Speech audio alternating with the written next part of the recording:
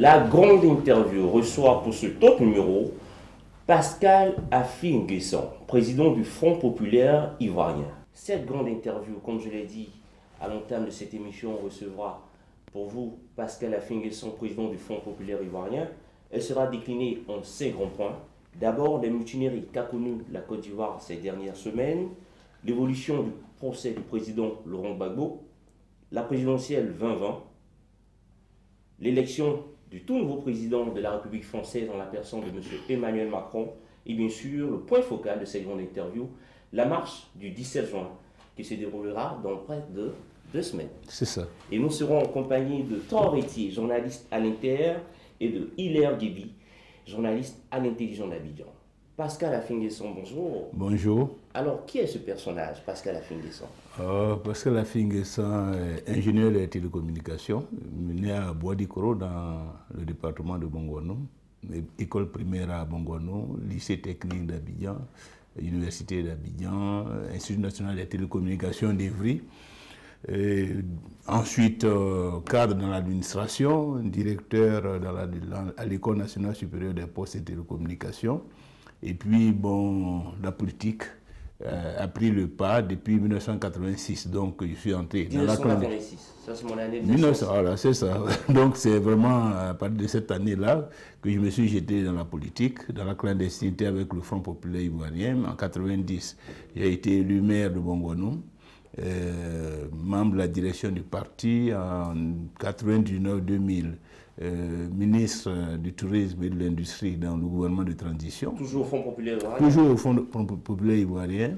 J'ai assumé en tout cas d'importantes responsabilités au sein de ce parti jusqu'à ce qu'en 2001, donc après l'élection du président Gbagbo à la tête de l'État, je sois élu président du Front populaire ivoirien en juillet 2001.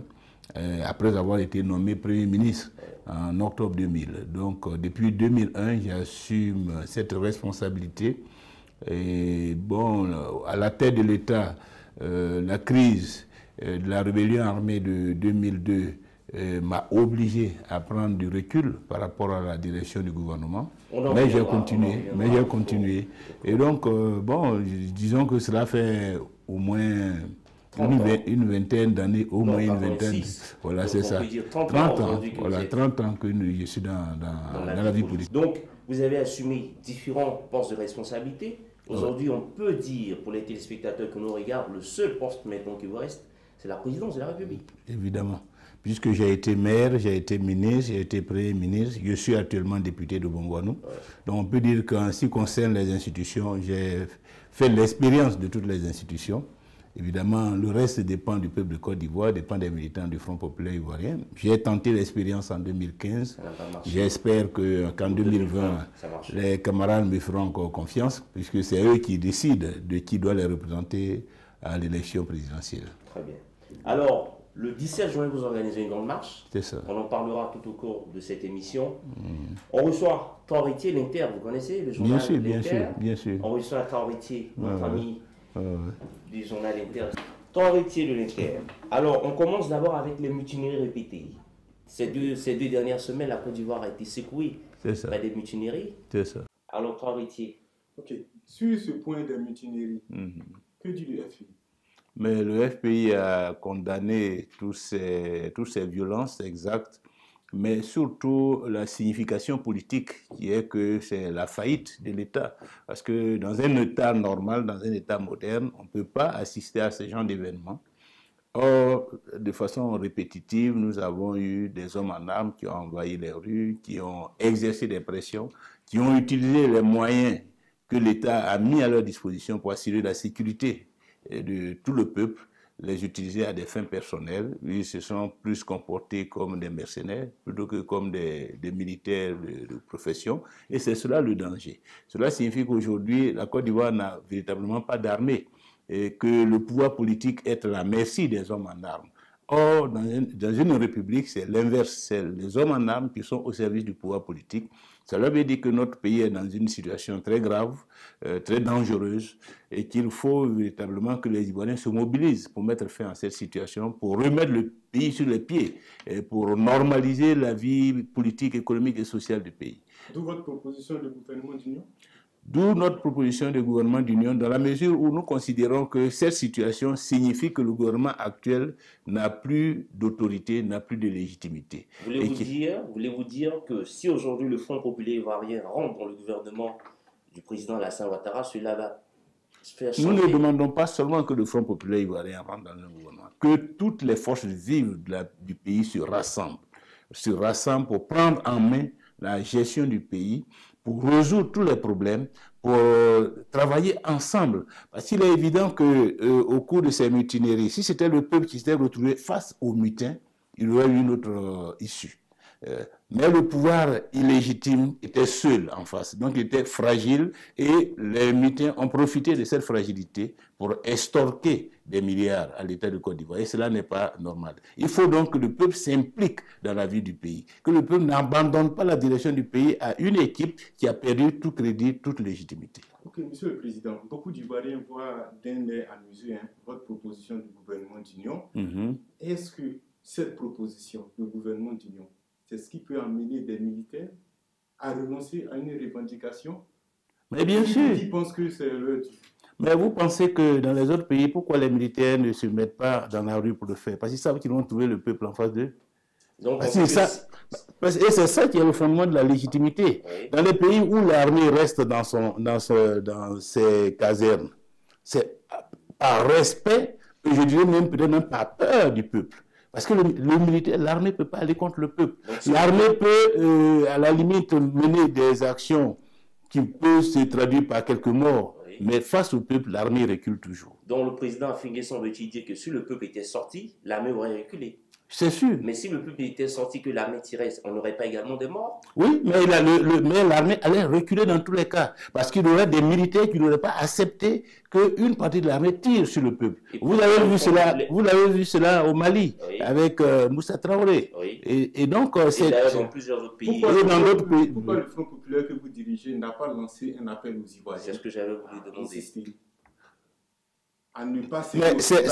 Mais c'est pour cela que nous lançons l'appel du 17 juin. D'accord. C'est pour cela que nous lançons l'appel du 17 juin et que nous mobilisons parce que nous savons que le peuple ivoirien, traumatisé par les événements de 2010-2011, aujourd'hui rechigne à aller dans la rue. Il faut donc le préparer. Mais il faut en même temps attirer son attention sur le fait que s'il n'a peur des violences, s'il reste replié sur lui-même, c'est le pays qui est abandonné aux aventuriers. Et donc c'est pour cela qu'il faut que le peuple se mobilise. Et la marche du 17, c'est un appel à la mobilisation, c'est un appel au rassemblement, un appel à l'implication des Ivoiriens dans leurs propres affaires, dans la gestion de leur propre pays, qu'ils ne se replient pas sur eux, assis chez eux, dans leur salon, à se plaindre, à se morfondre, pendant que le pays est en train de basculer dans le chaos. C'est cela la réalité de la signification de la marche du 17 juin. Vous étiez quand même le patron de l'appareil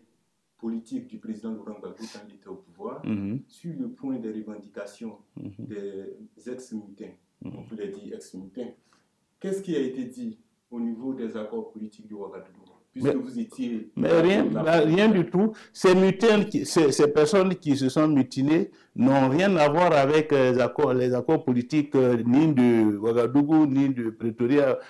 Ce sont des gens qui ont été recrutés dans la phase de la crise post-électorale de 2010-2011. Conformément aux accords de Ouagadougou. Ouagadougou n'a jamais dit qu'il faut recruter des gens pour attaquer Gbagbo. Ok, donc ces mutins n'étaient pas pris en compte par les accords de Ouagadougou? Pas du tout. Okay.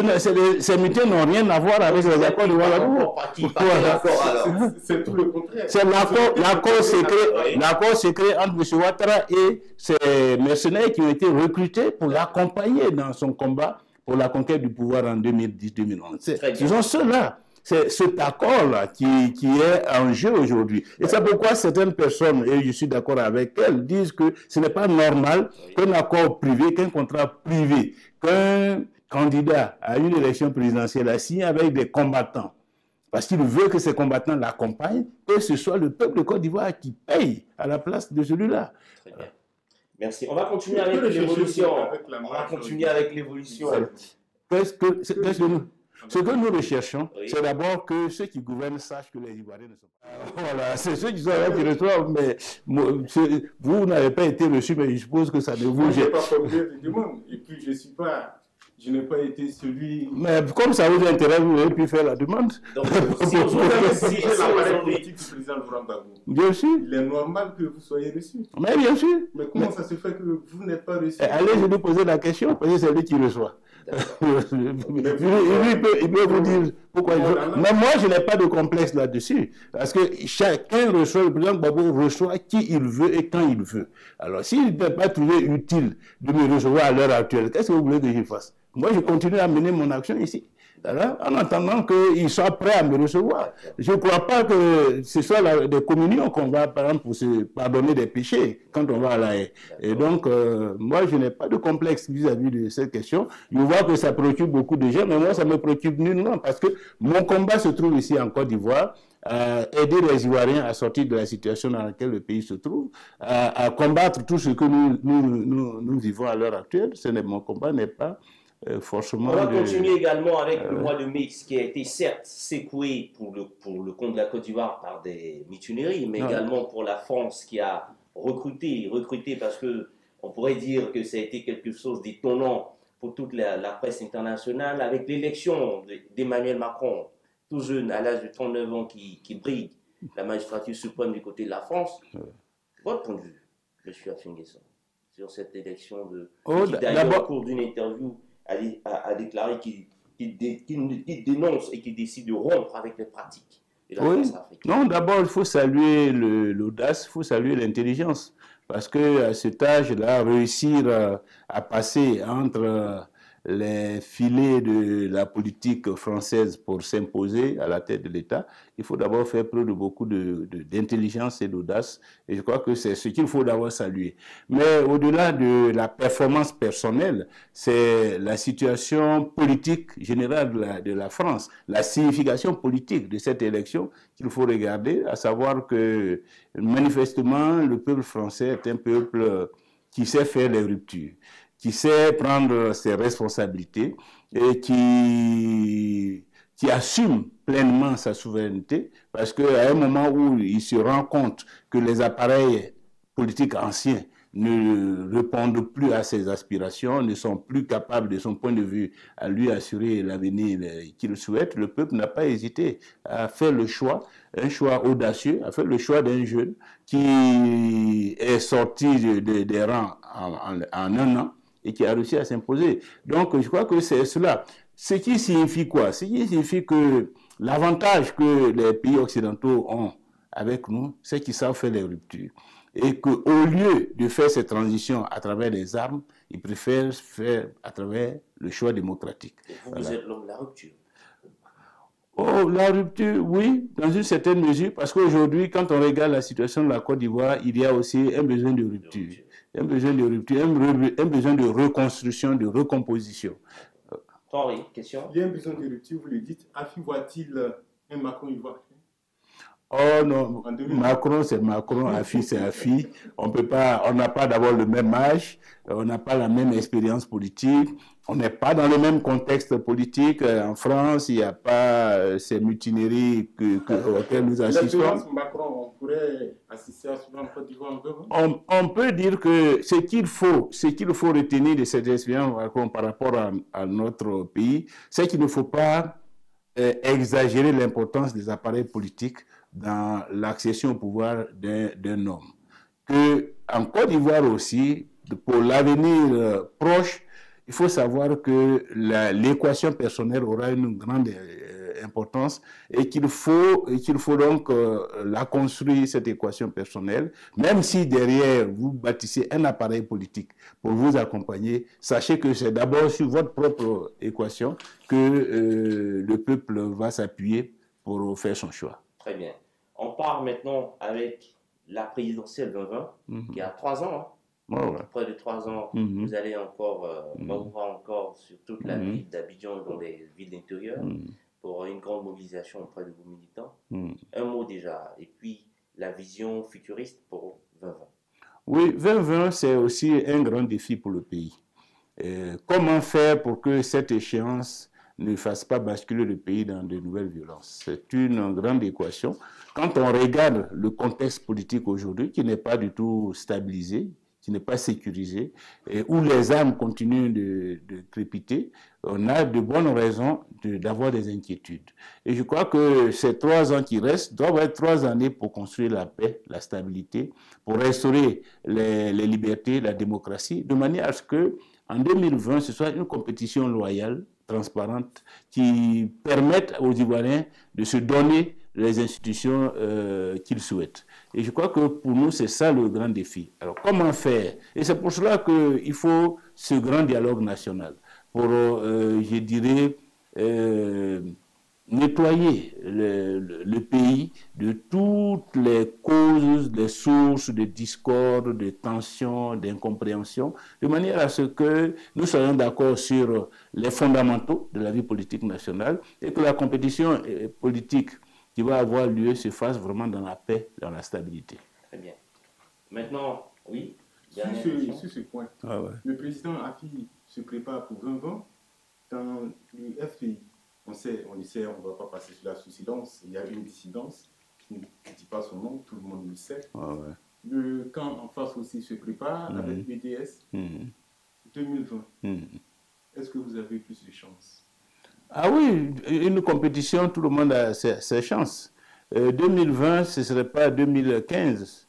En 2015, notre principal handicap, cela a été le traumatisme de 2010-2011 et le refus des Ivoiriens d'aller au vote. Parce qu'ils avaient perdu confiance dans le jeu politique, ils étaient désabusés par rapport à toutes les violences. Nous travaillons aujourd'hui à ce que le peuple se réengage dans la politique. Et même lorsque nous parlons de la marche du 17, c'est une façon d'amener les Ivoiriens à s'impliquer dans la vie politique, à ne pas se désintéresser, à ne pas boycotter les élections. Donc si d'ici 2020, nous réussissons à mobiliser nos compatriotes pour qu'ils participent massivement au vote, nous avons toutes nos chances. Très bien. En jouant la carte de l'abstention à l'Assemblée nationale, est-ce que vous ne boycottez pas aussi le jeu politique? L'abstention? Au niveau de l'Assemblée nationale, toutes les lois qui arrivent, depuis que vous avez été élu, vous jouez la carte de l'abstention. Quand le vote arrive, vous jouez la carte de l'abstention. Est-ce que vous ne vous engagez pas dans la voie du boycott? Non, sinon boycotter aurait consisté à ne pas aller à l'Assemblée. Voilà. Mais l'abstention, c'est un vote. Il y a 3 votes. Vous votez pour, vous votez contre ou vous vous abstenez. Pourquoi seulement l'abstention? Pas seulement l'abstention, il y aura peut-être des lois où j'ai voté non. Voilà. C'est pour ça qu'on fait pour le moment, c'est l'abstention. Oui, parce que le texte en question ne me satisfait pas. Par exemple, la loi sur l'aménagement du littoral me paraît inutile et pas suffisamment pertinent. D'ailleurs, le rapport qui a été fait par la Commission le montre bien. On crée de nouvelles institutions qui n'ont pas leur raison d'être. Alors, donc, il ne s'agit pas de légiférer pour légiférer. Il ne s'agit pas de créer des institutions. Nous, ici, en Côte d'Ivoire, quand on a un problème, on croit que la solution consiste d'abord à prendre un texte et puis à créer une structure. Mais non, il y a suffisamment de structures en Côte d'Ivoire pour gérer tous les problèmes que nous avons. Nous avons les mairies, nous avons les conseils régionaux, nous avons même des établissements publics nationaux qui sont chargés de ces questions d'environnement. Pourquoi créer encore une nouvelle institution? Alors que celles qui existent ont besoin de ressources pour faire le travail. Pour aller, je dirais, installer une digue ou des digues pour empêcher l'érosion côtière, on n'a pas besoin de créer une structure. Il faut des ressources, il faut des moyens, des structures existent pour faire ce travail. Donc moi, je considère que c'est une façon de se donner le sentiment qu'on travaille alors qu'on tourne en rond autour des problèmes qui existent. Et donc c'est pour cela que... Merci d'être venu. Merci.